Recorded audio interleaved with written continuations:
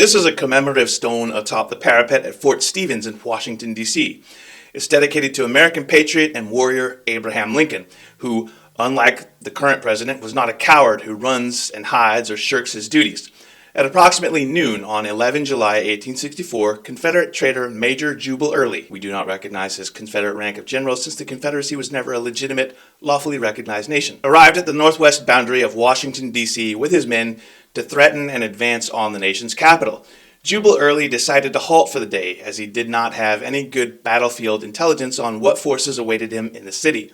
This halt provided the defenders with an opportunity to shore up their defenses and acquire reinforcements. At that time, city armories were handing out rifles to civilian government clerks, requiring them to help defend the capital. President Lincoln rode to the riverside wharves to personally greet the two battle-tested divisions of the Union Army's 6th Corps that were hastily dispatched by General Grant. As a sign of his leadership and his courage, the commander-in-chief personally led his marching troops to the battle that had begun at Fort Stevens. "Give the road for the president," ordered the cavalry as Lincoln passed dead soldiers being carried away on stretchers and a stream of civilians fleeing for safety in the opposite direction. Abraham Lincoln arrived at Fort Stevens just as the 25th New York Cavalry began its march across the battlefield. When Lincoln went up on the earthen parapet to survey the battlefield, heedless of danger because he had huge, brassy American balls, Confederate snipers attempted to shoot him. A Union soldier scolded Lincoln and ordered him to get down before he had his head knocked off.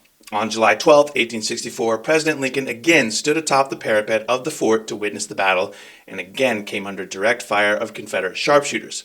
It is the only time in American history in which a sitting president came under direct fire from an enemy combatant. Lincoln's wife, First Lady Mary Todd Lincoln, had just returned to the president's carriage and witnessed a Union surgeon standing next to Lincoln suddenly crumpled to the ground, having been shot by enemy gunfire. It is said that another Union soldier shouted, "Get down, you damn fool," and only after Union soldiers threatened to forcibly remove the commander-in-chief did Lincoln leave, but not without complaint.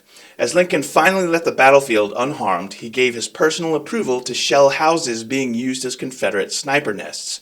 Our current commander-in-chief dodged the draft and hides at his shitty Mar-a-Lago estate when there's even a hint of anything that doesn't stroke his ego. Such cowardice is unbecoming of an American. But since a lot of people worship Trump almost as hard as they simp for their dead traitor ancestors, I'm not really surprised. A true patriot knows that the values of patriotism and America are incompatible with worshiping people who started a war, got their asses kicked in that war, and then lost that war. Why people wave Confederate flags and pine for the days when rich conservative oligarchs owned black people is beyond me. But I bet you the answer rhymes with the word fascism, which isn't a real word, but I bet you're picking up what I'm putting down. Just as we'll be talking about Southern Unionists all month long, we'll also be running a crowdfunding campaign on Indiegogo to create a year-long web series on Civil War history. We have over 80,000 subscribers on YouTube, so if just 10% of them gave $5 each, we'd be well past our funding goal. Funding this campaign means that the Sons of Liberty admins get to take you on an exciting historical journey and, at the same time, help educate or debunk, depending, various bits of Civil War history, myths, legends, and lies. If you grew up in the South, then you probably know exactly what I mean. Reminder that the Confederacy were traitors who betrayed the United States and tried to destroy the Union out of spite. Reminder that heritage, not hate, is lost cause horseshit. Reminder that the lost cause narrative is revisionist history bullshit. Reminder that the South seceded over slavery and economic factors tied to slavery. Also, another reminder that the Confederacy is a bunch of traitors who lost a war that they started, got their asses kicked, and then were forced to beg to be readmitted into the Union.